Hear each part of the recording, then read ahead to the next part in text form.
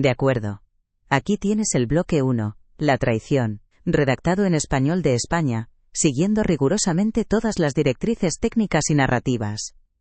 Asterisco, asterisco, asterisco. Asterisco, asterisco. Ato 1. Aumilasao asterisco, asterisco. El murmullo de las 200 personas invitadas era como un cálido abrazo, una sinfonía de felicidad que yo misma había orquestado. El salón, decorado con lirios blancos y luces doradas, brillaba con una opulencia que me había costado $19.000, la práctica totalidad de los ahorros de mi vida. Cada detalle, desde los centros de mesa hasta el menú de 5 platos, había sido elegido para cumplir el sueño de Sofía, la flamante esposa de mi hijo Javier. Contemplaba la escena con un nudo en la garganta, una mezcla de orgullo materno y el peso del sacrificio. Creía, en mi ingenua devoción, que este gesto monumental finalmente me ganaría un lugar de honor en su nueva vida, que verían la profundidad de mi amor materializada en aquella celebración.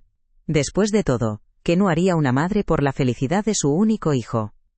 Me sentía como la matriarca de un clan próspero, aunque en realidad solo era una viuda que había invertido su futuro en el presente de su hijo.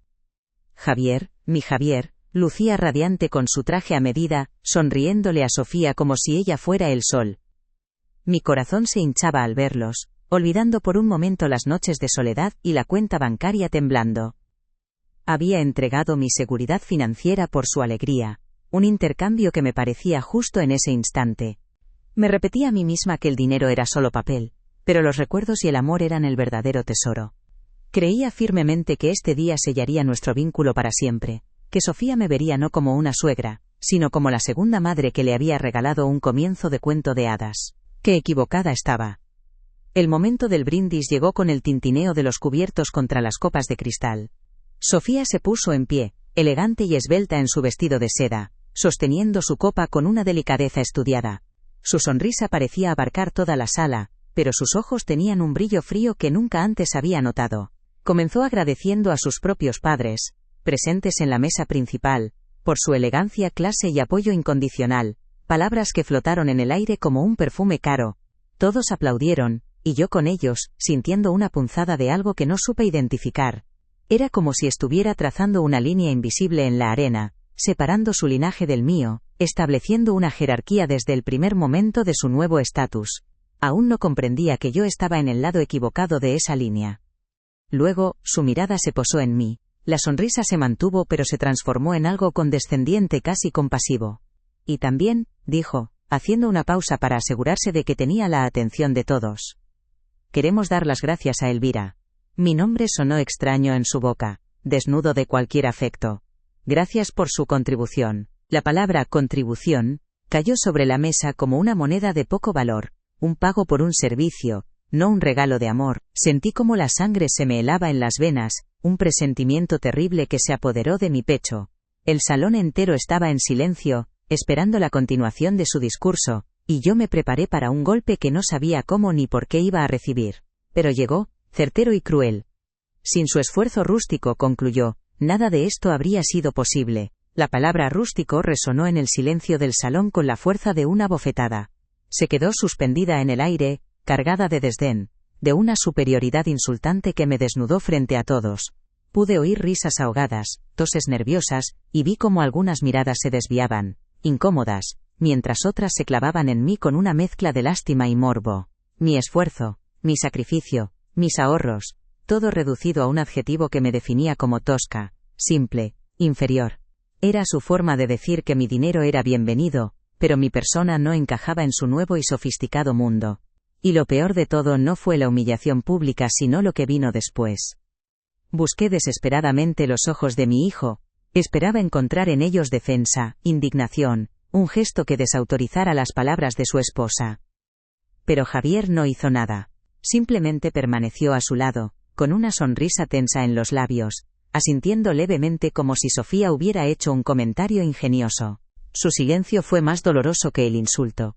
Fue una traición activa, una declaración pública de lealtad hacia ella y de abandono hacia mí. En ese instante, frente a 200 testigos, dejé de ser su madre para convertirme en un cajero automático obsoleto y vergonzoso, una pieza del pasado de la que era mejor distanciarse.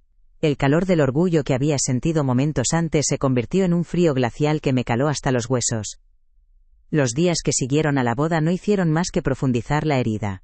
Se instalaron en el piso de mi propiedad en el centro de la ciudad, un lugar que yo mantenía con esmero, por supuesto, sin mencionar jamás la palabra alquiler. Las llamadas que recibía no eran para preguntar cómo estaba o para agradecerme de nuevo el esfuerzo. Eran para pedir más. Mamá, escuché la voz de Javier al otro lado de la línea, apenas 2 días después de su regreso. La luna de miel en las Maldivas es carísima, y nos gustaría darnos un capricho extra. ¿Podrías ayudarnos con un pequeño empujón? La naturalidad con la que lo pedía, la falta total de pudor, me dejó sin palabras. ¿Acaso creían que mi dinero era infinito, un recurso inagotable a su entera disposición? Sofía también participaba en estas peticiones, siempre con una dulzura venenosa que disfrazaba su codicia. Elvira, cielo, es que Javier se lo merece todo. Ha trabajado tanto, decía, ignorando que mi hijo no había tenido un trabajo estable en los últimos 5 años. Yo, cegada por un amor que ahora reconocía como tóxico, había financiado sus proyectos fallidos y su estilo de vida por encima de sus posibilidades. Cada petición era una nueva palada de tierra sobre mi dignidad, pero seguía cediendo, aferrándome a la esperanza de que, una vez satisfechos, finalmente me mostrarían el afecto que tanto anhelaba. No entendía que para ellos, yo ya no era una persona sino una función, la proveedora. Y mi propósito estaba lejos de haber terminado. La conversación pronto derivó hacia el verdadero objetivo, mi casa. El hogar que construí con mi difunto esposo Mateo, ladrillo a ladrillo. El lugar donde cada rincón guardaba un recuerdo, donde las paredes habían sido testigos del crecimiento de Javier, de nuestras risas y nuestras penas. Hemos estado pensando, comenzó Sofía una tarde, mientras tomábamos un té que yo misma había llevado a su piso. Su voz era melosa, como si estuviera a punto de hacerme un gran favor. Esta casa es demasiado grande para ti sola, Elvira. Debes sentirte muy sola en un espacio tan enorme. Sus palabras pretendían ser compasivas, pero solo lograban subrayar mi viudez y mi soledad, convirtiéndolas en una debilidad que podían explotar a su favor. Javier, como siempre, respaldó su argumento con una lógica fría y pragmática. Mamá, tiene razón, es un activo que no estás aprovechando. Si la vendieras, podrías mudarte a un apartamento tutelado, algo más adecuado para tu edad. La palabra adecuado me golpeó con la misma fuerza que rústico. Me estaban declarando incapaz, una anciana que necesitaba supervisión, todo para justificar sus verdaderas intenciones. Y con el dinero de la venta, continuó Sofía, sus ojos brillando con una avidez mal disimulada, nosotros podríamos por fin empezar nuestro propio negocio, tener una base sólida para el futuro. No veían un hogar lleno de amor y recuerdos, veían un obstáculo, un capital inmovilizado que les pertenecía por derecho. ¿Cómo podían ser tan crueles? Después de todo lo que había hecho por ellos. Mi mente se rebelaba, incapaz de procesar la magnitud de su ingratitud. La casa no era solo una propiedad, era el santuario de mi vida con Mateo, el último bastión de mi identidad. Venderla sería como borrar mi pasado, traicionar la memoria de mi marido. Intenté explicarles el valor sentimental, el arraigo que sentía por aquel lugar, pero mis palabras chocaban contra un muro de impaciencia y condescendencia. Mamá, no seas tan sentimental, me espetó Javier. Hay que ser prácticos. El pasado no paga las facturas del futuro. Su futuro, claro está. El mío no parecía importarles en absoluto. En sus planes, yo ya estaba amortizada. La humillación de la boda me había roto el corazón, pero esta nueva ofensiva me estaba destrozando el alma. Me sentía acorralada, asediada en mi propio hogar por la codicia de mi propia sangre. Me trataban como a una niña, como si mi criterio ya no fuera válido. Cada conversación sobre el tema me dejaba exhausta y desolada, sumida en una profunda tristeza. Empecé a dudar de mí misma, a preguntarme si de verdad tendrían razón, si me estaba aferrando a algo sin sentido. Su manipulación era constante y sutil, una gota de veneno diaria que iba minando mi resistencia. Me prometían cuidarme, asegurarme un futuro cómodo, pero solo si accedía a sus deseos. No imaginaban la tormenta que estaban a punto de desatar. Una noche, la venda cayó de mis ojos de la forma más brutal posible. Había preparado una tarta de manzana, la favorita de Javier desde que era niño, y decidí llevársela por sorpresa. Era un gesto desesperado, un intento de recordarles los lazos que nos unían, de apelar al hijo que yo había criado, y que parecía haber desaparecido. Al llegar a su edificio, subí las escaleras con el corazón encogido, esperando que mi ofrenda de paz pudiera cambiar el rumbo de las cosas. Quería creer que bajo esa capa de egoísmo y ambición, Todavía quedaba algo del niño que me abrazaba y me decía que yo era la mejor madre del mundo. ¡Qué ilusa! La puerta de su piso estaba entreabierta. Me detuve en el rellano, a punto de llamar, cuando escuché sus risas en el interior. Era una risa cómplice, despreocupada. Me quedé quieta, una extraña sensación de alarma recorriendo mi cuerpo. Algo me decía que no debía interrumpir, que debía escuchar. Apoyé la tarta en la mesita del pasillo y me acerqué sigilosamente, conteniendo la respiración. La voz que escuché primero fue la de mi hijo, y las palabras que pronunció destrozaron la última fibra de esperanza que me quedaba. Fueron palabras que se grabaron en mi memoria con el fuego de un hierro candente, palabras que lo cambiarían todo para siempre. La vieja se está ablandando, dijo Javier, y el tono burlón que utilizó me atravesó como un puñal. ¿La vieja? Así era como se refería a mí a mis espaldas. La mujer que le dio la vida, que sacrificó todo por él, reducida a un apelativo despectivo y cruel. Dale un par de semanas más de lástima, unas cuantas visitas con cara de pena, y firmará lo que sea. No se da cuenta de que su único propósito ahora es asegurar nuestro futuro. Cada palabra era un golpe, una revelación de la monstruosa verdad que me había negado a ver. No era egoísmo, no era inmadurez. Era un plan calculado, una conspiración en mi contra orquestada por mi propio hijo. La risa de Sofía se unió a la de él, un sonido agudo y metálico que me taladró los oídos. Paciencia, cariño, le respondió con su característica dulzura envenenada. Tú déjamela a mí. Sé exactamente qué botones tocar. Pronto seremos libres de ella y de su casa polvorienta.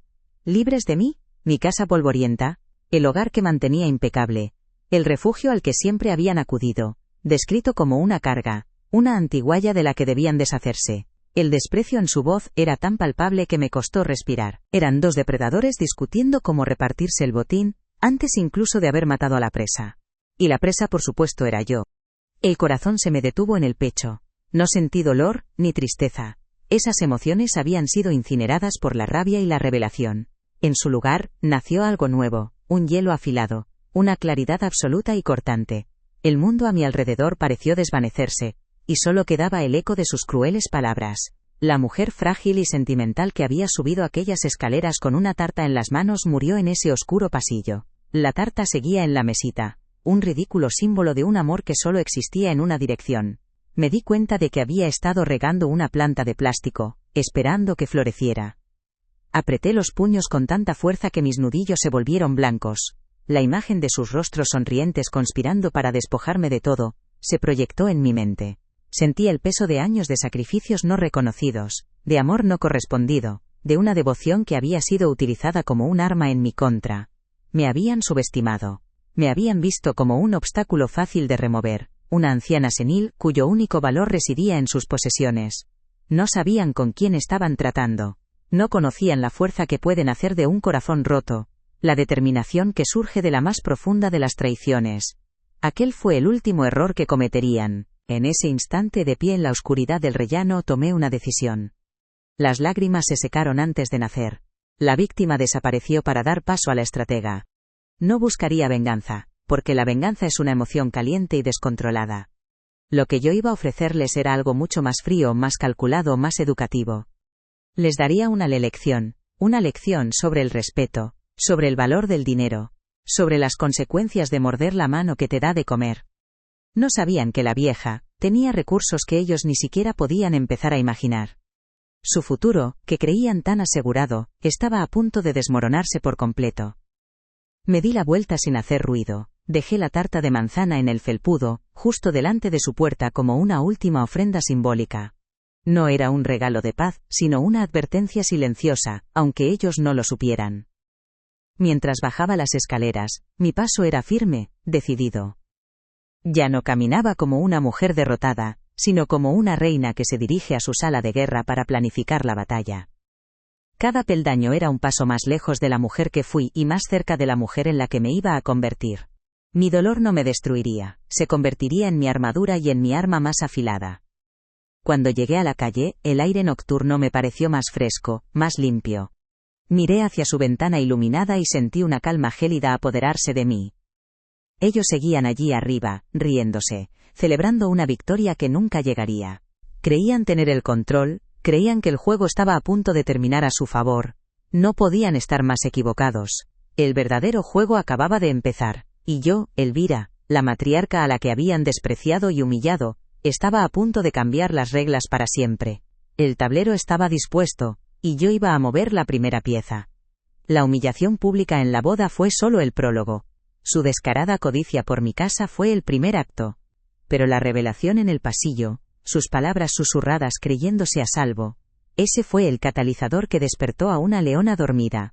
Habían confundido mi bondad con debilidad, mi generosidad con estupidez. Ahora iban a conocer mi verdadera naturaleza, forjada en el acero de la decepción y afilada por la traición de mi propia sangre. Ya no había lugar para el perdón ni para la compasión. Solo había espacio para una lección magistral que jamás olvidarían. Mi primer pensamiento fue para Mateo, mi difunto esposo. Él siempre había sido más cauto, más observador. A menudo me advertía sobre la naturaleza egoísta de Javier, pero yo, en mi ceguera maternal, me negaba a verlo. «¿Qué harías tú en mi lugar, amor mío?», susurré al viento. Y fue como si su recuerdo me diera la fuerza que necesitaba. Recordé su despacho, su lugar sagrado en nuestra casa, un espacio que apenas había tocado desde su muerte. Sentí un impulso repentino de volver allí, de buscar refugio entre sus cosas. No sabía qué esperaba encontrar, pero algo me decía que la respuesta estaba allí, esperándome. Mientras me alejaba de su edificio, dejándolos atrás con sus planes mezquinos, una nueva determinación ardía dentro de mí. Ya no era la víctima de su historia. Estaba a punto de convertirme en la autora de la suya.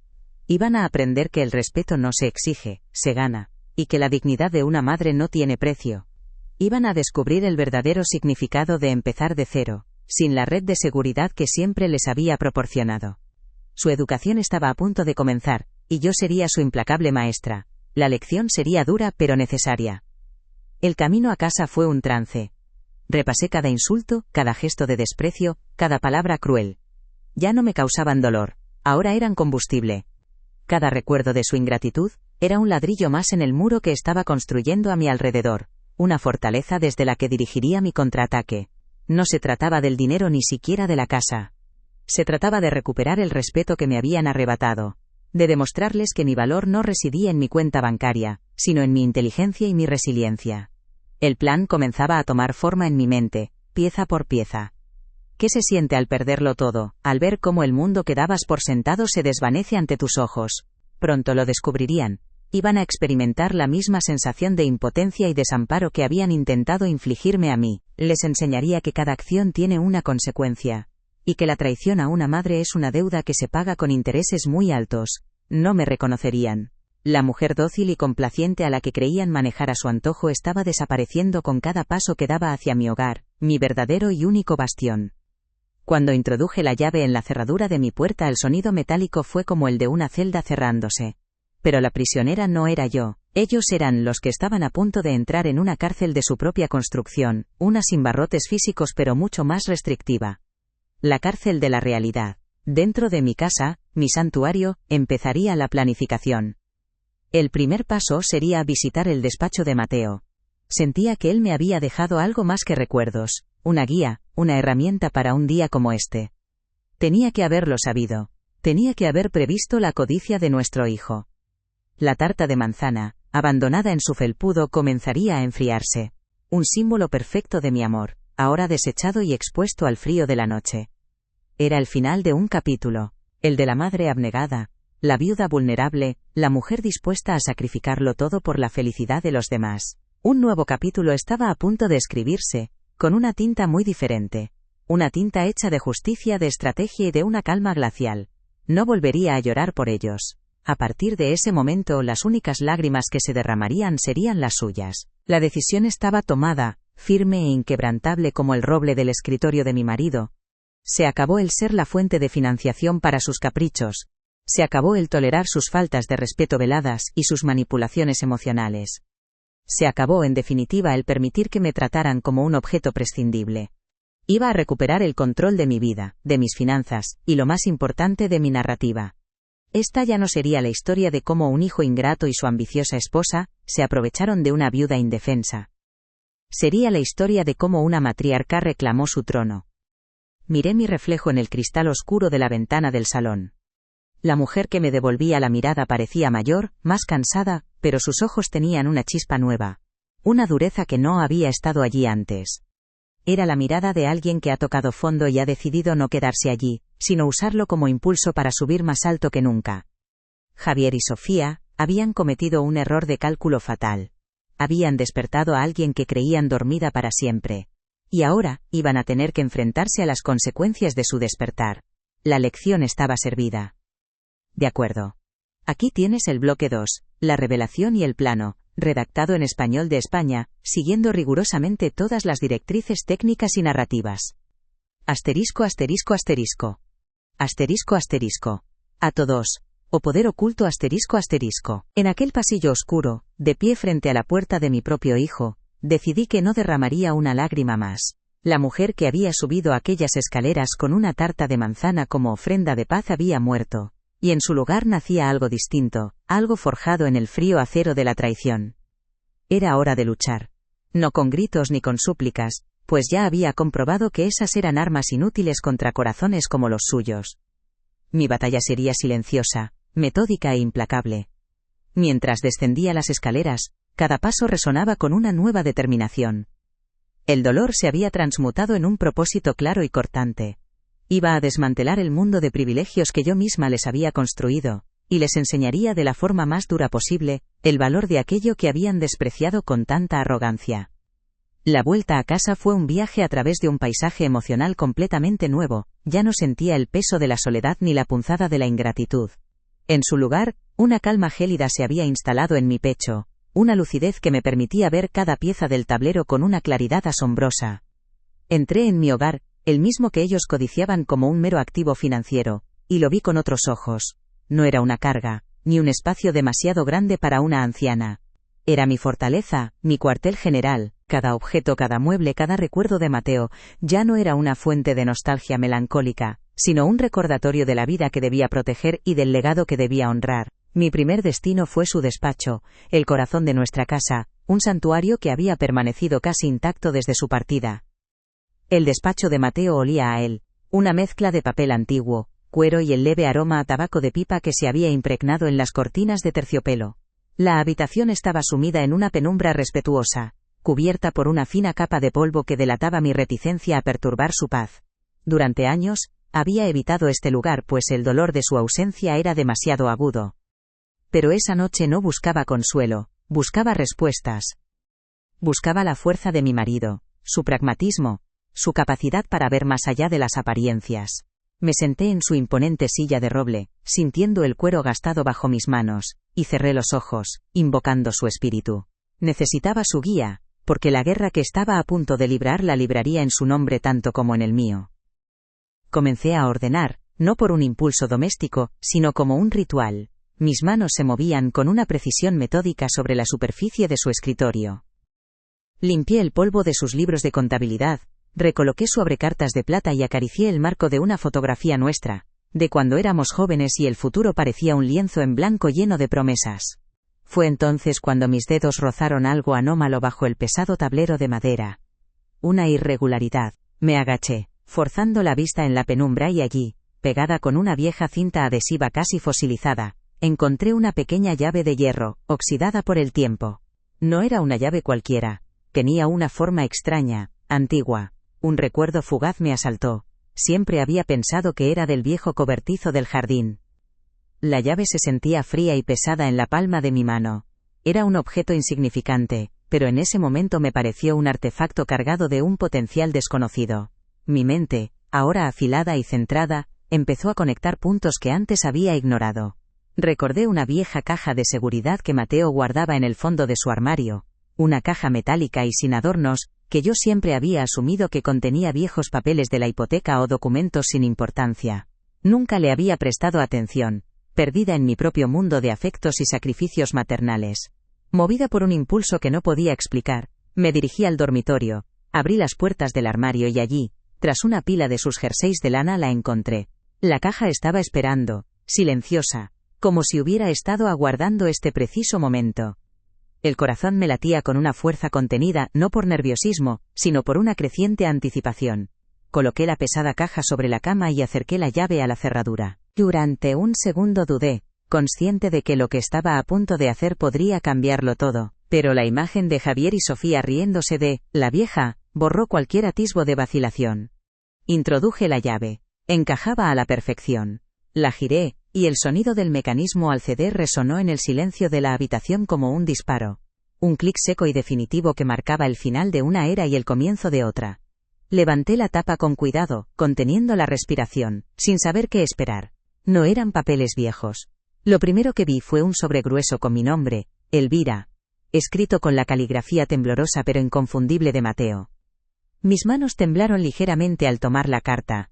Era como recibir un mensaje desde el más allá, una última conversación con el hombre que había sido mi compañero durante 40 años. Abrí el sobre con sumo cuidado y desdoblé el papel. Las palabras de Mateo saltaron de la página, directas a mi corazón. Mi querida Elvira, comenzaba. Si estás leyendo esto, es porque mis peores temores sobre el carácter de nuestro hijo lamentablemente se han hecho realidad. Siempre he sabido que tu corazón es demasiado grande y generoso, y que tu amor por él te impediría ver la codicia que anidaba en su interior. No te culpo, mi amor. Es la virtud de una madre. Pero mi deber como tu esposo siempre fue protegerte, incluso después de mi partida. Cada palabra era un bálsamo y una confirmación. No estaba loca. Él lo había visto. Continué leyendo, absorbiendo cada frase. Durante los últimos 30 años, mientras tú construías un hogar lleno de amor, yo he estado construyendo en secreto una fortaleza para ti. He visto cómo Javier desarrollaba una sensación de derecho, una creencia de que todo se le debía sin esfuerzo. Sabía que un día, cuando yo no estuviera, tu generosidad se convertiría en su principal recurso a explotar. Por eso, tomé decisiones que nunca compartí contigo, no por falta de confianza, sino para protegerte de la manipulación, y para que este patrimonio permaneciera intacto hasta el día en que realmente lo necesitaras. Considera esto no un secreto, sino mi último acto de amor, un escudo forjado con mi previsión para defender tu futuro. Las lágrimas que me había negado a derramar por ellos, ahora caían libremente por él, por su amor eterno. Debajo de la carta la caja revelaba su verdadero contenido. No eran documentos sin valor, sino un arsenal. Carpetas meticulosamente organizadas contenían los títulos de una cartera de inversiones asombrosamente diversificada. Había acciones de empresas tecnológicas que Mateo había comprado en sus inicios, visionario como siempre fue, cuyo valor se había multiplicado por 1000. Había bonos del Estado, fondos de inversión de bajo riesgo y certificados de depósitos en bancos suizos, todo perfectamente legal y estructurado. Descubrí que era propietaria de 3 pequeños apartamentos en el centro de la ciudad, además del que ocupaba Javier, todos alquilados y generando una renta mensual constante que se depositaba en una cuenta que yo desconocía por completo. No era una viuda con ahorros modestos, era una mujer inmensamente rica. El impacto de la revelación me dejó sin aliento. Me senté en el borde de la cama, rodeada de documentos que redefinían mi realidad. El poder, una sensación que no había experimentado en décadas, recorrió mis venas. No era la euforia de la riqueza, sino algo mucho más profundo y frío. La certeza de tener los recursos no solo para sobrevivir, sino para dictar mis propias condiciones. Mateo no solo me había dejado dinero, me había dejado armas.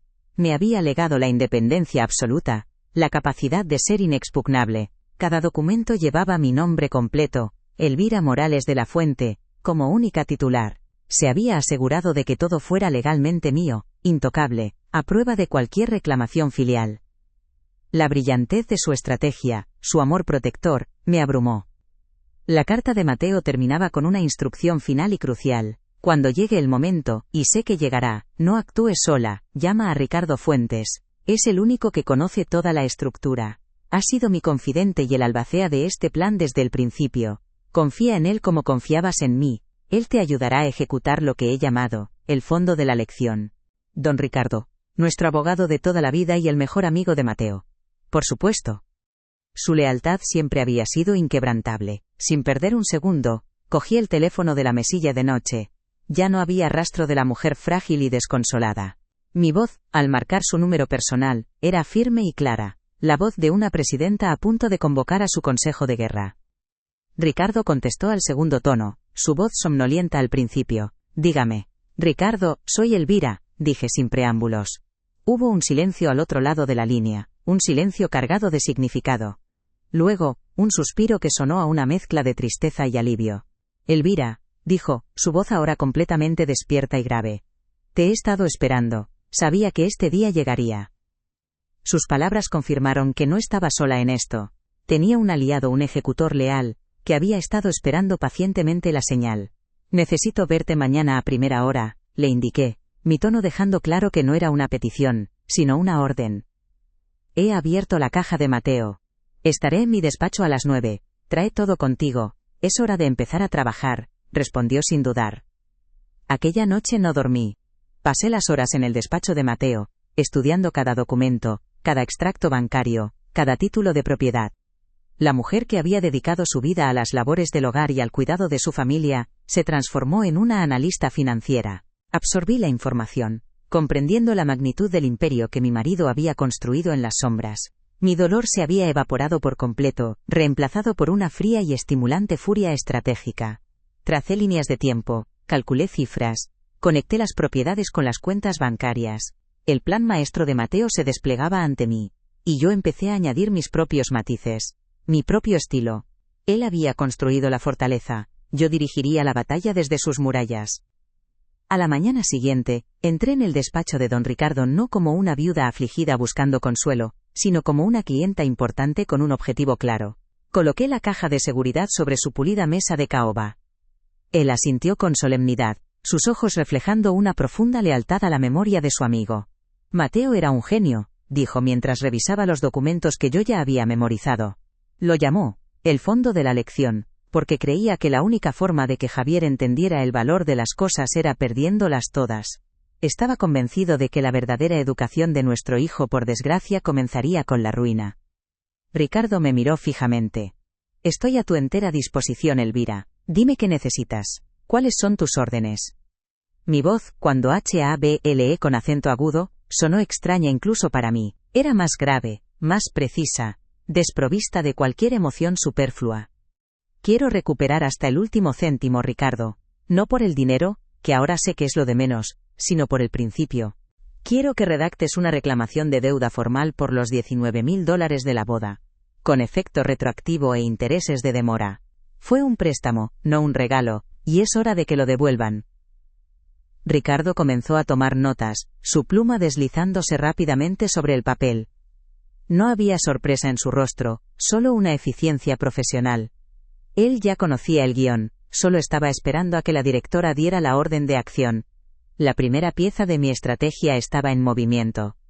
Segundo, continué, mi mente funcionando como un mecanismo de relojería perfectamente engrasado. Prepara una orden de desalojo para el apartamento de la calle Mayor. Les daremos el plazo legal mínimo, 30 días. Han vivido allí durante más de un año sin pagar un solo euro de alquiler. Se acabó la beneficencia. Que descubran lo que cuesta un techo en el mundo real. Hice una pausa, mirando la lista que había preparado durante la noche. Además, quiero que canceles inmediatamente todas las tarjetas de crédito suplementarias y líneas de financiación que están asociadas a mis cuentas. Su estilo de vida se ha construido sobre mis cimientos financieros. Voy a demoler esos cimientos, ladrillo a ladrillo, hasta que no quede nada en pie. Ricardo levantó la vista de sus notas, una leve sonrisa de admiración en sus labios. Entendido. Deuda, desalojo y corte de suministros financieros. Es un plan de 3 frentes. Impecable. Asentí, sintiendo cómo el poder se asentaba cómodamente sobre mis hombros. Pero esto es solo el principio, Ricardo. El objetivo no es la venganza, es la educación. Quiero que aprendan que cada acción tiene una consecuencia, y la consecuencia de tratar a su madre como un cajero automático sin alma es la bancarrota. No solo financiera sino también social. Mi mirada era dura como el granito. Y por supuesto quiero redactar un nuevo testamento. Javier queda oficialmente y legalmente desheredado de todo mi patrimonio, presente y futuro. Su única herencia será la deuda que ha contraído conmigo. Durante las siguientes semanas, el despacho de don Ricardo se convirtió en mi segundo hogar. Trabajamos en secreto, con la precisión de 2 cirujanos planeando una operación compleja. Cada movimiento fue calculado, cada documento redactado y revisado para ser legalmente inexpugnable. Consolidamos mis activos, transferimos fondos a nuevas cuentas a las que solo yo tenía acceso, y creamos una nueva estructura corporativa para gestionar las propiedades. Me sumergí en un mundo de terminología legal y financiera que nunca había imaginado dominar, pero lo hice con una facilidad sorprendente. Era como si una parte de mi cerebro, aletargada durante décadas, hubiera despertado de repente, Hambrienta de estrategia y control, la matriarca dócil había sido reemplazada por una estratega implacable. Mientras el andamiaje legal de mi plan se construía en silencio, yo desempeñaba mi papel a la perfección.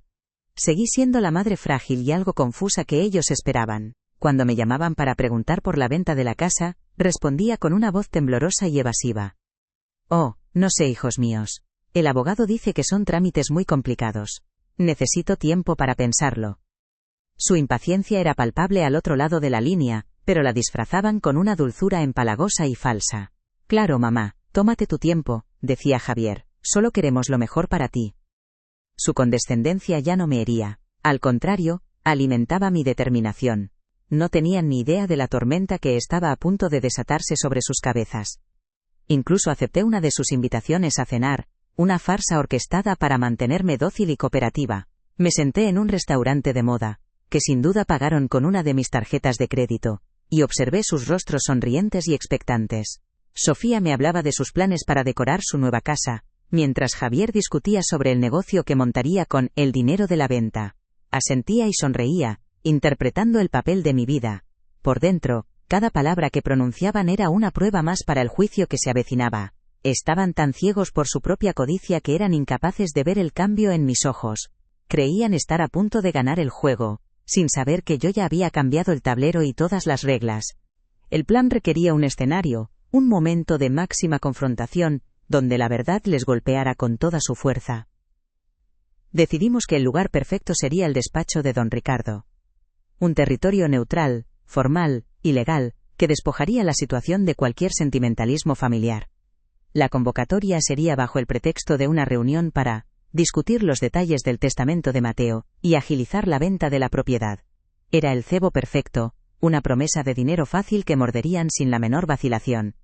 Ricardo preparó las carpetas.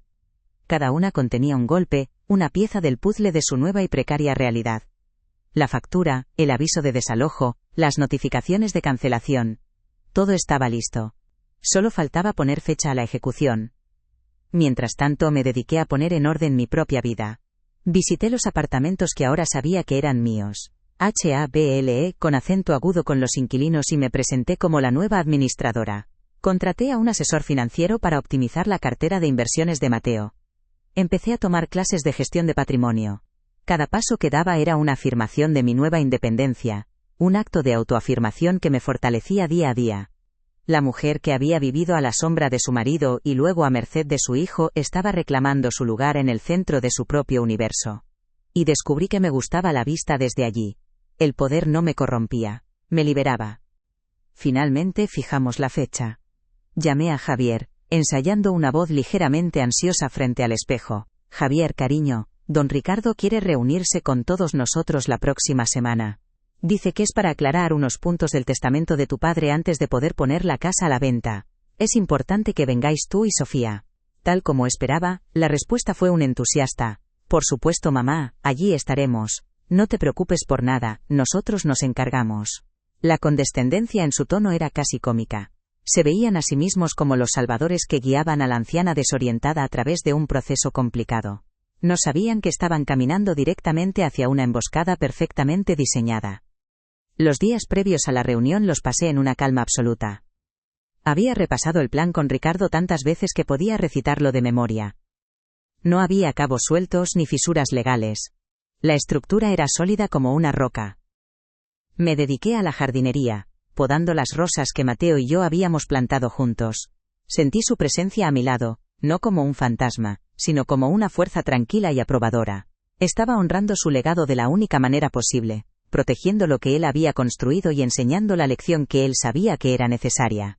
No había odio en mi corazón, solo una resolución de hierro. Iba a impartir justicia, una justicia fría, precisa, y sobre todo, educativa. La víspera de la reunión, me detuve frente al espejo del vestíbulo. La mujer que me devolvía la mirada era diferente. Las líneas de preocupación alrededor de mi boca se habían suavizado, pero mis ojos tenían una nueva intensidad, una profundidad que antes no poseían. Llevaba un traje de chaqueta de corte impecable, un conjunto que había comprado esa misma semana, pagado con mi propio dinero, de mi propia cuenta recién descubierta. No era la ropa de una viuda de luto ni la de una abuela entrañable. Era la armadura de una matriarca que iba a la batalla. No para destruir sino para reconstruir. Para demoler un futuro basado en la mentira y obligarles a construir uno nuevo basado en la verdad. Mi transformación era completa. El dolor había sido el catalizador. El descubrimiento de Mateo había sido el arma, y mi determinación era la munición. Ya no era una víctima de sus maquinaciones, sino la arquitecta de su destino. Ellos creían que estaban a punto de recibir la llave de su futuro dorado, un futuro financiado por mi sacrificio. No podían imaginar que, en realidad, estaban a punto de recibir la factura de su pasado, una cuenta detallada de su ingratitud y su falta de respeto. El plan estaba en marcha, las piezas en su sitio. Y yo estaba lista para hacer mi movimiento final. Cerré los ojos por un instante y la imagen de sus risas en el pasillo volvió a mi mente. La vieja se está ablandando. Pronto seremos libres de ella. Esas palabras que antes me habían destrozado, ahora eran el combustible que alimentaba el motor de mi resolución. No me conocían en absoluto. Habían juzgado el libro por su cubierta gastada, sin molestarse en leer los capítulos escritos con tinta invisible en su interior. Iban a descubrir que la vieja tenía una memoria prodigiosa, una inteligencia afilada y, lo más importante, recursos ilimitados. Su educación estaba a punto de comenzar, y la matrícula iba a ser mucho más alta de lo que jamás podrían haber soñado. La estrategia no solo era financiera, era psicológica. Cada documento que Ricardo pondría sobre la mesa, estaba diseñado para desmantelar su sensación de derecho. Para arrancarles la red de seguridad que siempre habían dado por sentada. Primero les quitaría el dinero. Luego, el techo. Y finalmente la ilusión de que eran inmunes a las consecuencias de sus actos. Sería un proceso rápido, brutal y ejecutado con la precisión de un bisturí. No habría lugar para la negociación ni para las lágrimas de cocodrilo. La era de la compasión había terminado. Daba comienzo la era de la contabilidad. Y yo era la encargada de que las cuentas cuadraran a la perfección. Don Ricardo me había preguntado si estaba segura de querer llegar hasta el final. Mi respuesta fue instantánea y firme. Más que nunca, Ricardo. Esto ya no es por mí. Es por ellos. Un amor que no pone límites y no exige respeto, no es amor, es permisividad. Y yo he sido demasiado permisiva durante demasiado tiempo. Les he fallado como madre al no enseñarles el valor del trabajo y la dignidad. Esta lección, por dura que sea, es mi último y más importante acto de maternidad. Él simplemente asintió, comprendiendo que mi decisión era inquebrantable. El plan no era un acto de crueldad, sino de corrección. Una corrección severa pero necesaria. Esa noche antes de la confrontación, brindé en silencio con una copa de vino en el despacho de Mateo. Brindé por él, por su amor previsor que trascendía la muerte. Brindé por la mujer que fui, cuya bondad había sido confundida con debilidad, y le di las gracias por haberme traído hasta aquí. Y finalmente, brindé por la mujer en la que me había convertido, una matriarca que había encontrado su poder, no en el dinero, sino en la autoafirmación. El futuro era incierto, pero por primera vez en mucho tiempo, sentía que tenía el control total del timón. Y estaba navegando directa hacia la tormenta, no para ser engullida por ella, sino para ser yo quien la dirigiera.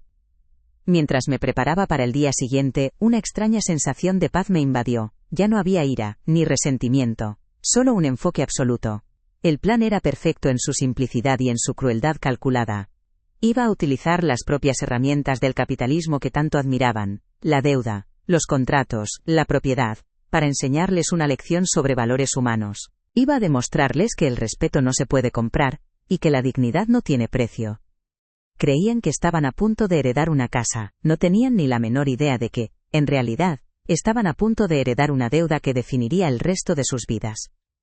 La mesa estaba puesta para el banquete de las consecuencias. Javier y Sofía llegarían hambrientos de riqueza fácil, esperando ser servidos. Pero el menú había cambiado. En lugar del dulce postre de la herencia se les serviría el amargo plato principal de la realidad. Yo no sería la anfitriona amable, sino la jueza que dictaba sentencia. Y la sentencia sería justa, proporcionada a la ofensa. Habían querido liberarse de mí y de mi casa polvorienta. Iba a concederles su deseo.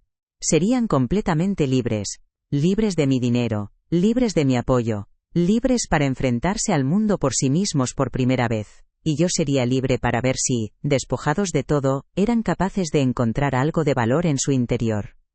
De acuerdo. Aquí tienes el bloque 3. La ejecución de la lección, redactado en español de España, siguiendo rigurosamente todas las directrices técnicas y narrativas. Asterisco asterisco asterisco. Asterisco asterisco. Ato 3. A excusao asterisco asterisco. El día de la reunión amaneció con un sol pálido y acuoso, un presagio de la claridad fría que estaba a punto de imponer. No sentí nervios, ni un ápice de la ansiedad que me había consumido durante tantos años. En su lugar, una quietud profunda, casi antinatural, se había apoderado de mi ser. Me movía por la casa con la parsimonia de una actriz preparándose para su papel estelar, sabiendo que cada gesto, cada palabra, había sido ensayado hasta la perfección en el teatro de mi mente. Esta no era una confrontación familiar, era la ejecución de una sentencia largamente meditada.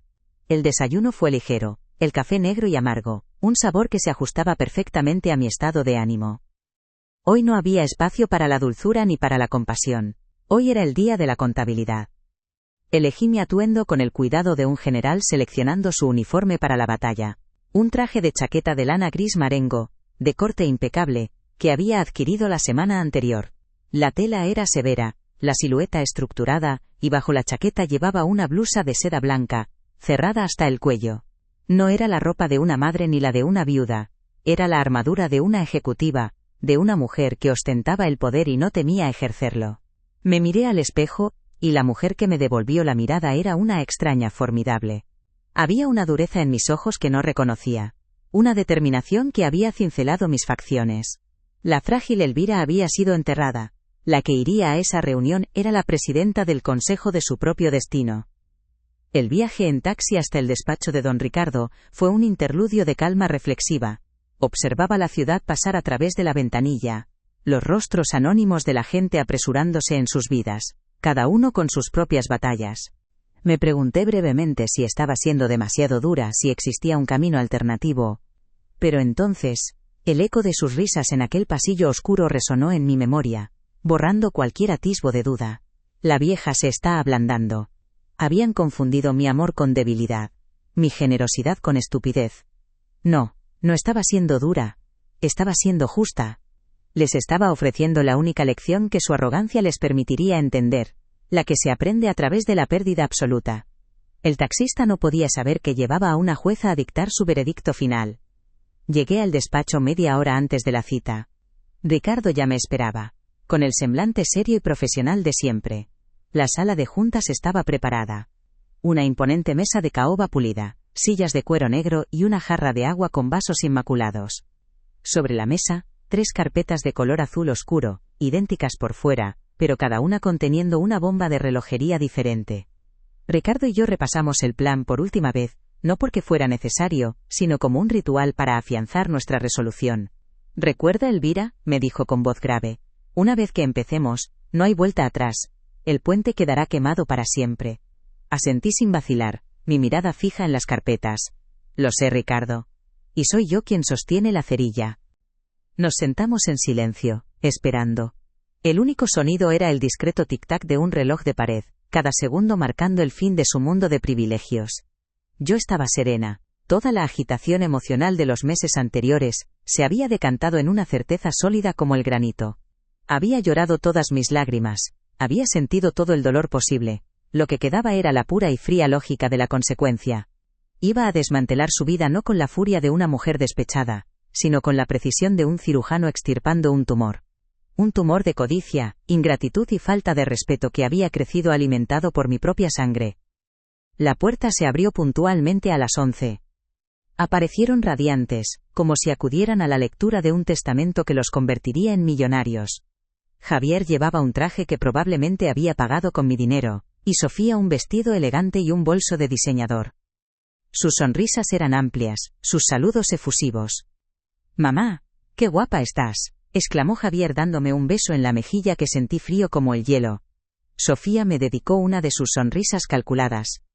«Elvira querida, esperemos que esto no se alargue mucho, tenemos una reserva para comer en ese sitio nuevo que tanto nos gusta». La arrogancia, la absoluta certeza de su victoria, era tan palpable que casi resultaba cómica. No tenían ni la más remota idea de que no habían venido a una coronación sino a su propia ejecución. Se sentaron frente a nosotros, cruzando las piernas con suficiencia, mirando a don Ricardo con una expectación apenas disimulada. Javier se inclinó hacia adelante frotándose las manos. «Bueno, Ricardo, al grano. ¿Cómo agilizamos la venta de la casa de mamá? Sofía y yo tenemos unos planes de negocio fantásticos y no queremos perder el impulso. Su tono era el de un hombre de negocios cerrando un trato, no el de un hijo discutiendo el futuro de su madre. Observé la escena con un desapego clínico, archivando cada palabra, cada gesto condescendiente, como una prueba más de que mi decisión era la correcta. Ricardo ajustó sus gafas, mantuvo mi mirada durante un segundo, y luego se dirigió a ellos con una formalidad glacial. Antes de hablar de ninguna venta, comenzó Ricardo, su voz llenando el silencio de la sala. Hay ciertos asuntos administrativos pendientes que debemos resolver. Asuntos que el señor Mateo dejó instrucciones muy claras de gestionar. Tomó la primera carpeta azul y la deslizó suavemente sobre la superficie pulida de la mesa, hasta que se detuvo justo delante de Javier. La sonrisa de mi hijo flaqueó por un instante, reemplazada por una leve expresión de confusión. Sofía frunció el ceño, impaciente. Papeles, papeles, murmuró. Esperaba que esto fuera más sencillo. No sabía hasta qué punto su vida estaba a punto de complicarse. El primer acto de nuestra obra estaba a punto de comenzar. Javier abrió la carpeta con un gesto casi displicente. Sus ojos recorrieron la primera página, y vi cómo su expresión cambiaba gradualmente. La confusión dio paso a la incredulidad. Volvió a leer el encabezado, como si no pudiera procesar las palabras. ¿Qué es esto?, preguntó, su voz un susurro desconcertado. Levantó la vista hacia mí, buscando una explicación. Mamá, esto tiene que ser un error, una factura. Sofía se inclinó para mirar, y su rostro se contrajo en una mueca de desdén. $19.000. ¿La boda? Esto es ridículo. Fue un regalo. Su voz, por primera vez, tenía un filo agudo de genuina indignación. La primera fisura en su fachada de superioridad había aparecido. Mantuve la calma, mi voz nivelada y desprovista de emoción.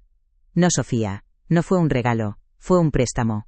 Un préstamo que hice con la práctica totalidad de mis ahorros, bajo la promesa implícita de que sería valorada y respetada como la matriarca de esta familia. Como esa promesa se rompió la misma noche de la boda, con tu brindis humillante, el préstamo ahora es exigible. Ricardo intervino con su precisión legal. Con efecto retroactivo, añadió, y con los intereses de demora acumulados durante los últimos 14 meses, tal y como estipula la ley, para deudas no documentadas pero verificables, mediante testigos y transferencias bancarias. La cantidad total asciende a $21.350. El silencio que siguió fue denso, pesado, cargado de una tensión eléctrica. Javier palideció visiblemente.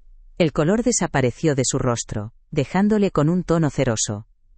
Mamá, no puedes hablar en serio, ¿cómo vamos a pagar eso? No tenemos ese dinero. Su voz era un quejido, el lamento de un niño al que le quitan su juguete favorito. Le miré directamente a los ojos, sin parpadear. Ese, Javier, ya no es mi problema. Tal vez deberíais haberlo pensado antes de referiros a vuestra benefactora como la vieja, o antes de conspirar, para despojarme de mi hogar. Siempre has tenido un talento especial para gastar el dinero de otros. Ahora tendrás la oportunidad de demostrar tu talento para ganarlo. Cada palabra era una piedra, construyendo un muro infranqueable entre nosotros. Antes de que pudieran recuperarse del primer golpe, Ricardo ya estaba deslizando la segunda carpeta sobre la mesa. Su movimiento fue fluido, implacable, el de un croupier repartiendo una mala mano. El segundo punto del orden del día, continuó con el mismo tono monótono, concierne a la propiedad sita en la calle Mayor, número 14, tercer piso. Sofía resopló, intentando recuperar el control. Ah, nuestro piso. Supongo que ahora querrás que te paguemos un alquiler simbólico, ¿verdad, Elvira? Es increíblemente mezquino, pero bueno. No la dejé terminar. Su arrogancia era el combustible que mi resolución necesitaba. La interrumpí con una voz que era puro acero. No, Sofía. No quiero un alquiler, dije lentamente, saboreando cada palabra. Quiero que os vayáis. Javier abrió la segunda carpeta con manos temblorosas. Sus ojos se abrieron de par en par al ver el documento oficial. Un aviso de desalojo, balbuceó, incrédulo. No puedes echarnos.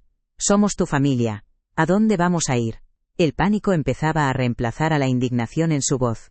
Era el sonido de una red de seguridad que se rasgaba bajo sus pies, la red que yo había tejido durante toda su vida y que ahora estaba deshaciendo hilo por hilo. La desesperación comenzaba a asomar en sus rostros, una emoción que nunca les había visto experimentar. Ricardo, impasible, proporcionó los detalles técnicos. Tienen 30 días naturales a partir de la recepción de esta notificación para desalojar la propiedad. Es el plazo legal mínimo. El apartamento es propiedad exclusiva de la señora Elvira, y ella tiene pleno derecho a disponer de él como considere oportuno. Cualquier resistencia a abandonar el inmueble en el plazo estipulado, dará lugar a acciones legales inmediatas, cuyos costes por supuesto se añadirán a su deuda pendiente. La palabra deuda volvió a caer sobre ellos, una losa cada vez más pesada. Empezaban a comprender que no se trataba de una rabieta, sino de una estrategia legal perfectamente orquestada contra ellos. La máscara de Sofía se hizo añicos. Su rostro se contorsionó en una mueca de pura furia. Se puso en pie de un salto, golpeando la mesa con la palma de la mano. «Eres una bruja, una vieja amargada y rencorosa. ¿Todo esto porque no te hice la pelota lo suficiente en mi boda? Patético». Sus gritos resonaron en la sala, pero no me afectaron. Eran el ruido blanco de su derrota. La observé como se observa un fenómeno meteorológico, con interés pero sin implicación emocional. Su ira era la prueba irrefutable de que mi lección estaba empezando a calar. Estaba atacando su bolsillo y su comodidad, los únicos dos dioses a los que rendía pleitesía. Javier intentó un enfoque diferente, suplicó. Se levantó y se acercó a mi lado de la mesa, su rostro descompuesto por una mezcla de miedo y confusión. «Mamá, por favor, piensa en lo que estás haciendo. Somos nosotros. Soy tu hijo. ¿Vas a dejarnos en la calle, después de todo lo que hemos pasado juntos?» Intentó tomar mi mano, pero la retiré con un gesto lento y deliberado. Su apelación a la emoción, el arma que siempre había usado con tanto éxito contra mí, ahora era inútil. El pozo de mi compasión por él se había secado por completo aquella noche en el pasillo de su apartamento. «Precisamente porque eres mi hijo Javier, estoy haciendo esto», respondí, mi voz tan fría como la superficie de la mesa. «Te he fallado como madre. Te he criado creyendo que el mundo te debía algo, que podías vivir de los demás sin ofrecer nada a cambio. Te he convertido en un hombre débil y dependiente. Esta es mi última oportunidad para corregir mi error. Esto no es un castigo. Es tu educación. Una que llega con 35 años de retraso, pero que es más necesaria que nunca. Vas a aprender a valerte por ti mismo». Mi discurso no era el de una madre dolida, sino el de una rectora exponiendo las duras reglas de su academia. Y entonces, llegó el golpe de gracia. Ricardo, con una sincronización perfecta, empujó la tercera y última carpeta hacia el centro de la mesa. «Finalmente», dijo, «esto es solo una notificación formal de varios cambios en su estatus financiero». La carpeta permaneció allí, ominosa, un último clavo para su ataúd. Javier y Sofía la miraron con auténtico terror, como si contuviera una serpiente venenosa. Ya no había arrogancia ni ira ni súplica. Solo un miedo puro y paralizante a lo que estaba por venir. Sabían que lo peor aún no había llegado. Y no se equivocaban. Con un movimiento casi perezoso Javier la abrió. Dentro no había un solo documento sino varios. Notificaciones bancarias. Cartas de entidades de crédito. Cada una de ellas anunciaba la cancelación de una línea de vida financiera. La tarjeta de crédito suplementaria con un límite de $10.000. Cancelada. La línea de crédito personal de la que habían estado tirando para sus caprichos. Cancelada. El acceso a la cuenta de inversión que usaban como fondo de emergencia. Revocado. Les había cortado todos y cada uno de los tentáculos con los que se habían aferrado a mi patrimonio. Estaban financieramente aislados. El sonido que emitió Sofía fue un jadeo ahogado. Se dejó caer de nuevo en la silla, su rostro pálido como el papel. «Todo», susurró, «nos has quitado todo».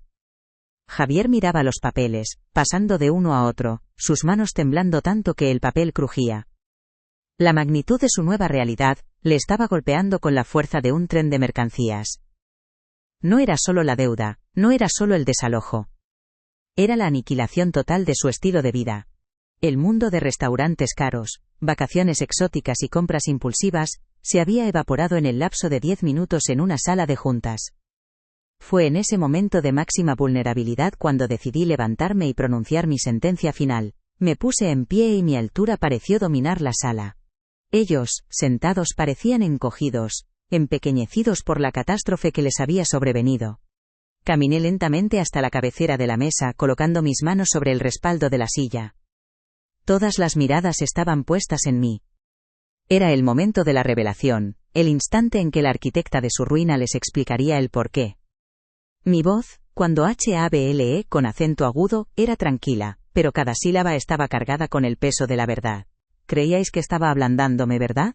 Comencé, citando sus propias palabras. La confusión en sus rostros fue instantánea. ¿Creíais que la vieja firmaría cualquier cosa con tal de recibir un poco de vuestra lástima?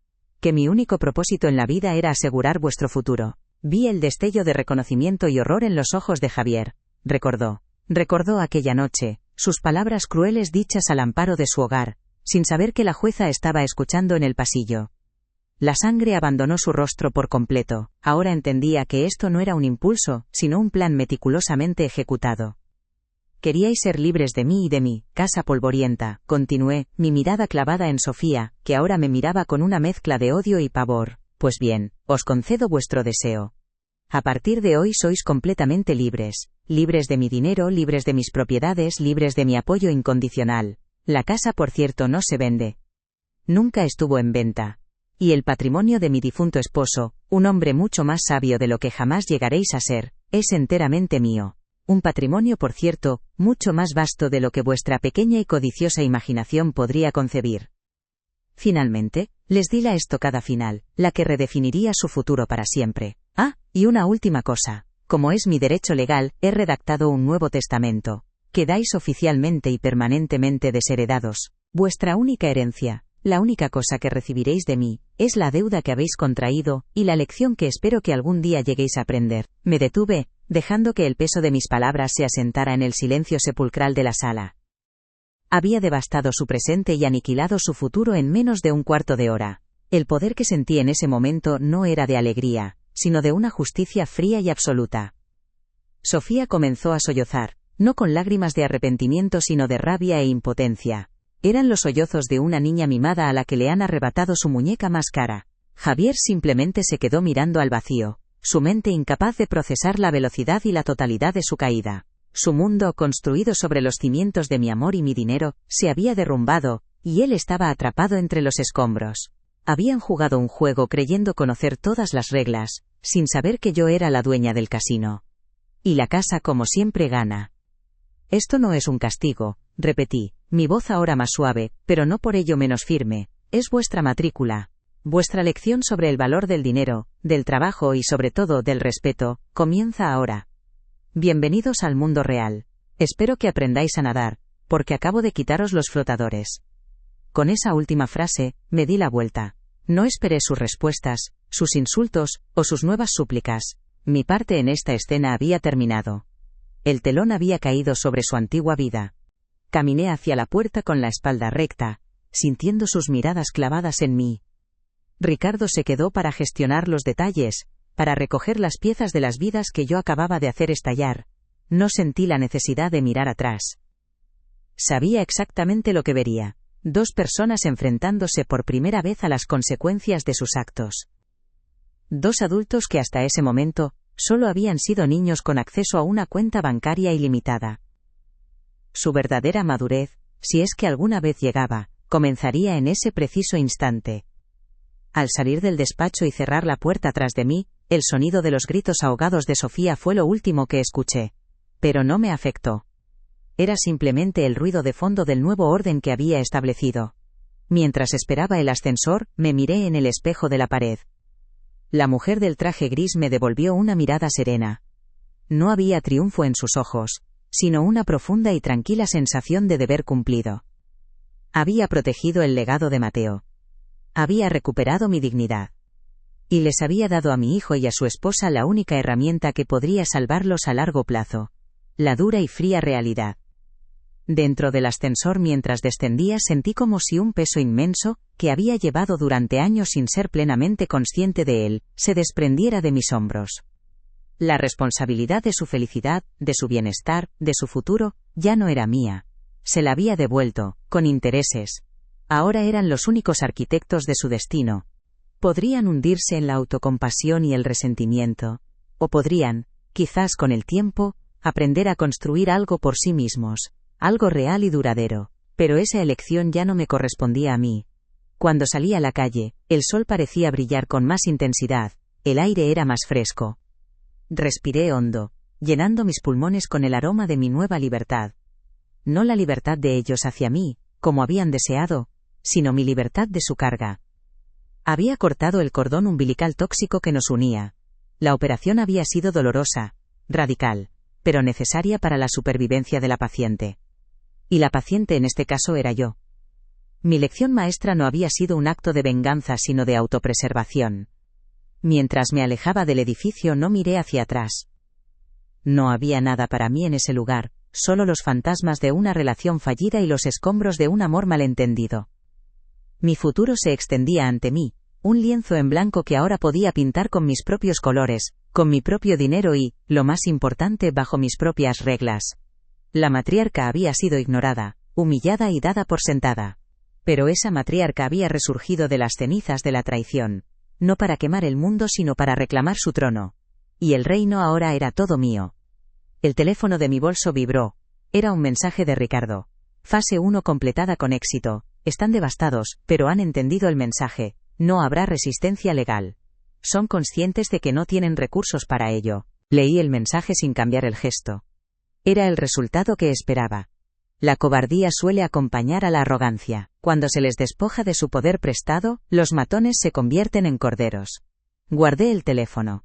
La primera fase, la de la demolición, había terminado. Ahora comenzaba la fase de la reconstrucción.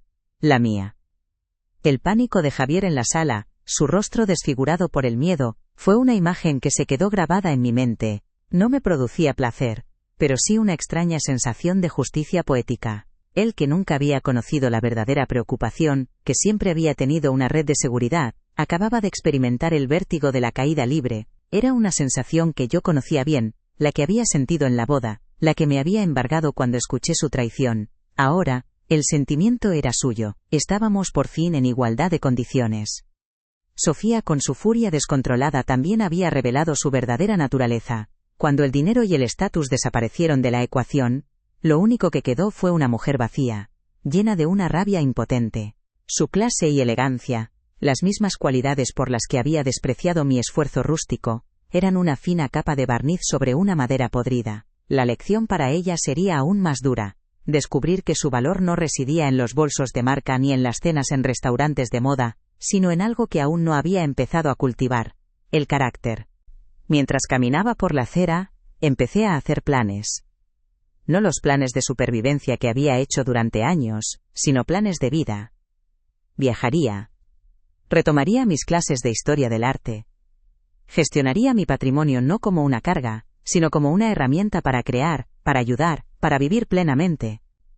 El dinero que Mateo me había dejado no sería un tesoro enterrado, sino una fuente de la que bebería con gratitud y alegría. Mi segunda vida, una vida que no sabía que tenía, acababa de empezar a los 72 años. Y me sentía más joven y poderosa que nunca. La confrontación no había sido el final de la historia, sino el final del prólogo. Su historia, la de cómo aprenderían a sobrevivir en el mundo que habían despreciado, apenas comenzaba. Mi historia, la de cómo una matriarca recuperó su poder y su identidad, también estaba en su primer capítulo. Nuestros caminos se habían bifurcado de forma definitiva. Quizás algún día, en un futuro lejano, volverían a cruzarse. Pero si lo hacían, sería en un terreno completamente nuevo, un terreno en el que el respeto no sería una opción sino un requisito indispensable. Me detuve frente a una floristería. El escaparate estaba lleno de lirios blancos, las mismas flores que había elegido para su boda. La ironía no se me escapó, pero ya no sentía la punzada del recuerdo doloroso. Simplemente veía flores hermosas. Entré y compré un gran ramo, no para nadie, sino para mí, para adornar la mesa del salón de mi casa. Mi fortaleza, mi santuario. Un recordatorio de que la belleza puede florecer incluso después del más crudo de los inviernos. Y mi invierno por fin había terminado. El teléfono de Javier no sonaría esa tarde con una llamada mía ofreciendo una tregua. La cuenta bancaria de Sofía no recibiría una transferencia de última hora para mitigar el golpe. No habría un "lo siento" de mi parte, ni una oferta de negociación. El silencio sería mi respuesta más elocuente. Un silencio que los obligaría a escuchar sus propias voces, a enfrentarse a sus propias decisiones. Les había quitado todas las distracciones, todas las excusas, ahora solo se tenían a ellos mismos. Y tendrían que descubrir si eso era suficiente. La reputación. De acuerdo. Aquí tienes el bloque 4. La nueva orden, redactado en español de España, siguiendo rigurosamente todas las directrices técnicas y narrativas. *******. Asterisco asterisco. Acto 4. La nueva orden asterisco asterisco. El aire de la calle me recibió no como un golpe sino como una caricia liberadora. El sol de mediodía, que antes me parecía un recordatorio de mi soledad, ahora se sentía como un foco iluminando el primer día del resto de mi vida. Caminé sin prisa, observando la ciudad con una claridad que no había experimentado en años. No sentía el subidón embriagador del triunfo ni la amarga satisfacción de la venganza. En su lugar, una profunda y serena calma se asentó en mi alma, la calma de quien ha puesto en orden una habitación caótica, de quien ha saldado una cuenta pendiente que llevaba demasiado tiempo en los libros. La confrontación en el despacho de Ricardo no había sido un final, sino el verdadero comienzo, el fin de mi servidumbre y el principio de mi soberanía. Al introducir la llave en la cerradura de mi casa, el sonido ya no me pareció el de una celda sino el de la apertura de un santuario. Dentro, el silencio me abrazó. Ya no era el silencio opresivo de la ausencia, sino el silencio pacífico de la autonomía. Recorrí el salón con la yema de los dedos, acariciando los muebles que habían sido testigos silenciosos de mi humillación y de mi resurgimiento. Esta casa que ellos habían codiciado como un simple activo, era ahora más que nunca mi fortaleza, mi reino. Me preparé una taza de té, me senté en mi butaca favorita junto a la ventana y, por primera vez en mucho tiempo, no esperé ninguna llamada.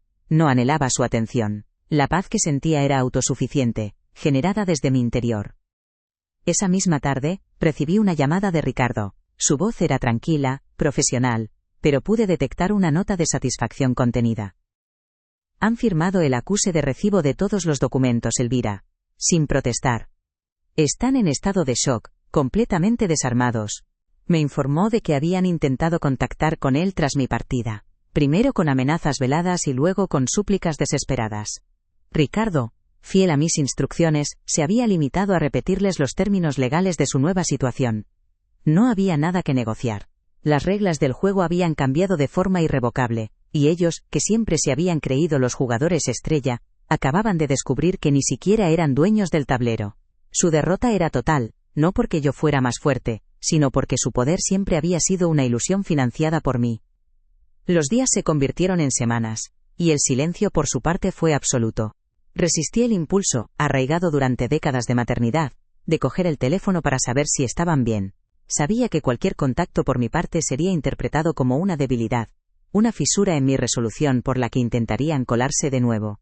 Este silencio no era un castigo pasivo, era una herramienta activa de su educación. Debían enfrentarse al vacío de su propia autosuficiencia, sentir el peso real de la vida sin mi red de seguridad. Cada día que pasaba sin mi intervención, era un día en el que se veían obligados a mirarse a sí mismos, a sus propias carencias, sin poder culpar a nadie más que a su propia arrogancia y codicia. La primera noticia tangible de su nueva vida llegó a través de una llamada furiosa de los padres de Sofía. Su madre me acusó de ser una anciana cruel y desnaturalizada, de haberles arruinado la vida a dos jóvenes prometedores. Escuché su diatriba sin interrumpirla, dejando que su veneno se agotara. Cuando terminó, mi respuesta fue breve, educada y cortante como el cristal. Les he dado a sus hijos exactamente lo que se merecían: la oportunidad de demostrar su valía por sí mismos. Les he retirado los privilegios, no las oportunidades.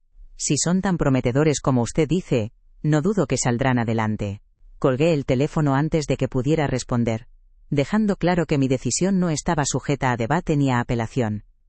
Poco después Ricardo me confirmó que habían abandonado mi apartamento, justo un día antes de que expirara el plazo. Se habían mudado a un pequeño piso de alquiler en un barrio obrero al otro lado de la ciudad. Un lugar sin portero, sin ascensor y sin el prestigio que tanto valoraban. Imaginé a Sofía, con su aversión por todo lo rústico, enfrentándose a la realidad de una cocina anticuada y vecinos ruidosos. No me regodeé en la imagen, simplemente la archivé como el primer resultado tangible de la lección. Habían querido ser libres de mi casa polvorienta. Ahora tenían un espacio propio, pagado con un dinero que aún no habían empezado a ganar, y tendrían que aprender a mantenerlo limpio ellos mismos. La siguiente pieza de información fue aún más reveladora. Javier había encontrado trabajo en el almacén de una gran superficie, en el turno de noche, cargando y descargando camiones. Mi hijo, que siempre había despreciado el trabajo manual, que consideraba que su inteligencia estaba destinada a grandes proyectos empresariales, siempre fallidos y financiados por mí, ahora se ganaba la vida con el sudor de su frente. Imaginé sus manos, siempre cuidadas y suaves, ahora llenas de callos y arañazos.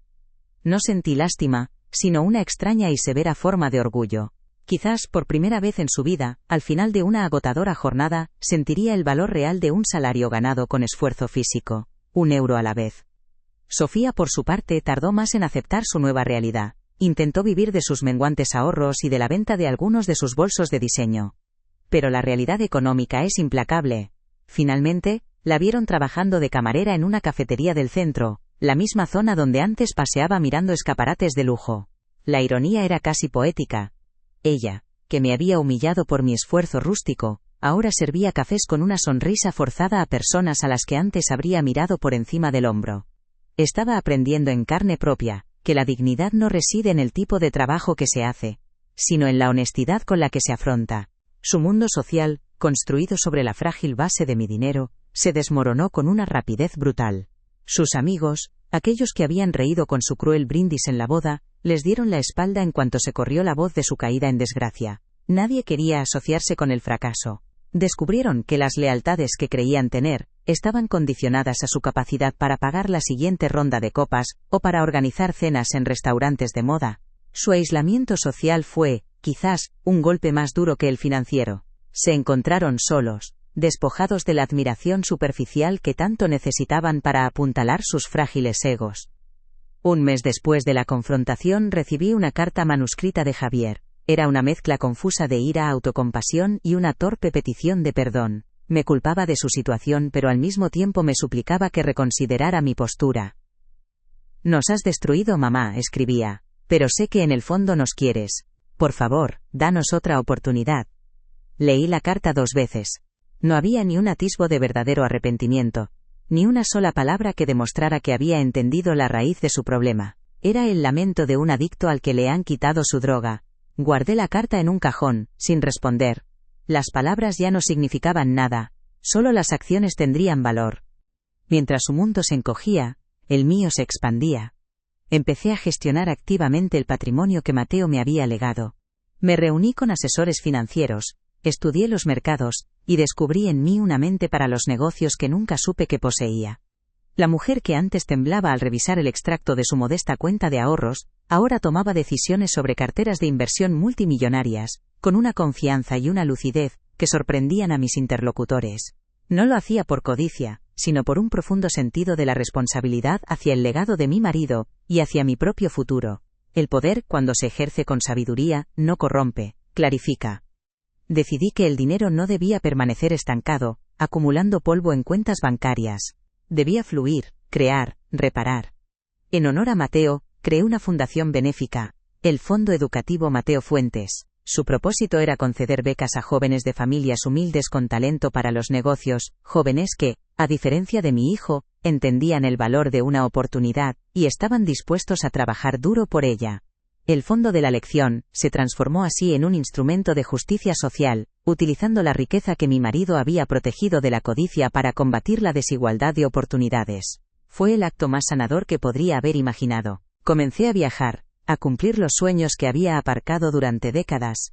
Visité Florencia y lloré ante el David de Miguel Ángel, no de tristeza sino de pura emoción estética. Paseé por los jardines de Kioto durante la floración de los cerezos, sintiendo una paz que nunca creí posible.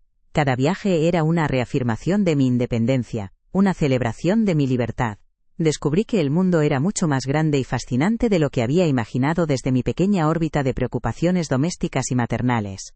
Me estaba reencontrando a mí misma, o quizás conociéndome por primera vez, sin los roles de esposa y madre que me habían definido durante tanto tiempo.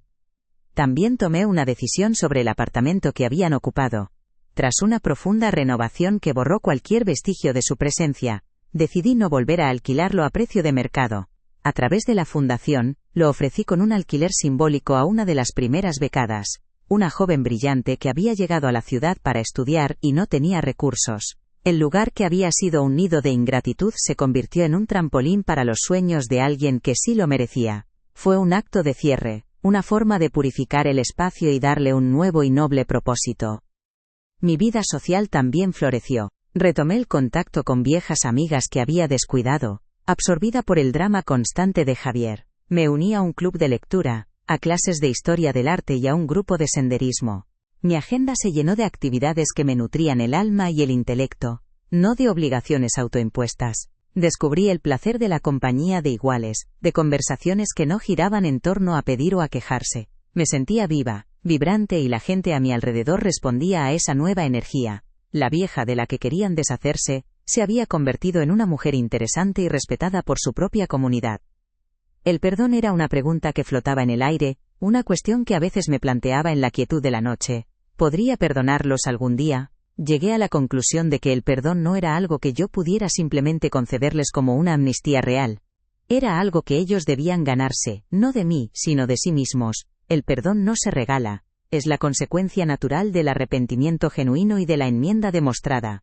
Hasta que no viera en ellos un cambio fundamental, una comprensión profunda de su falta, perdonarlos sería un acto inútil, una traición a la lección que con tanto dolor había decidido impartirles.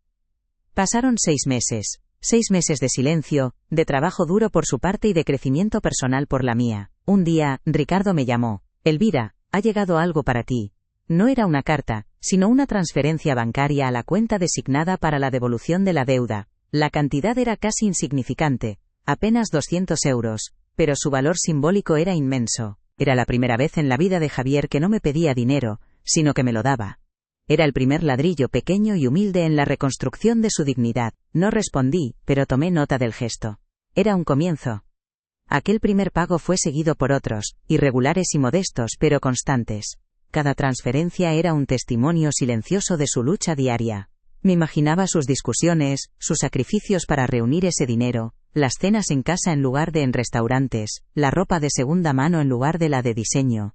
Estaban aprendiendo, de la forma más lenta y dolorosa, el lenguaje del presupuesto, el valor de cada euro. Su educación, tal como la había planeado, estaba en marcha. No era una educación académica, sino una lección vital que se grababa a fuego en su día a día. Un año después de la confrontación, recibí una segunda carta. Esta vez, la caligrafía era la de Sofía. Era corta, apenas un párrafo. No había excusas ni acusaciones. Elvira, escribía. Ahora lo entiendo. Gracias por la lección. Aunque nos ha costado casi todo, creo que estamos empezando a encontrar algo que no sabíamos que habíamos perdido, a nosotros mismos. Espero que algún día pueda pedirle perdón en persona. La palabra gracias me desarmó por un instante. Era la primera vez que la oía de sus labios con sinceridad. La semilla de la humildad por fin parecía haber germinado en el árido suelo de su soberbia. No respondí a la carta, no todavía. El camino hacia la redención era largo, y un solo brote verde no hace un jardín. Pero por primera vez, sentí una pequeña esperanza. Quizás la lección no solo les había enseñado a sobrevivir, sino también a vivir de una manera más auténtica.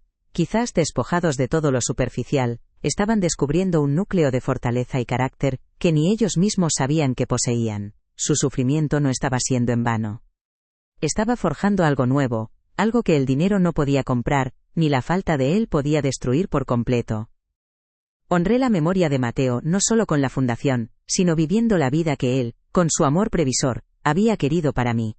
Una vida de independencia, seguridad y dignidad. A menudo, en mi despacho, conversaba con su retrato contándole mis viajes, mis pequeños logros con las inversiones, las historias de los jóvenes becados. Sentía su aprobación, su sonrisa orgullosa desde el otro lado del velo. Había cumplido su último deseo. Me había protegido, y yo, a mi vez, había utilizado esa protección para reafirmar mi valor y para impartir la justicia necesaria. Nuestro pacto de amor continuaba, más allá de la vida y de la muerte. La nueva orden se había establecido firmemente.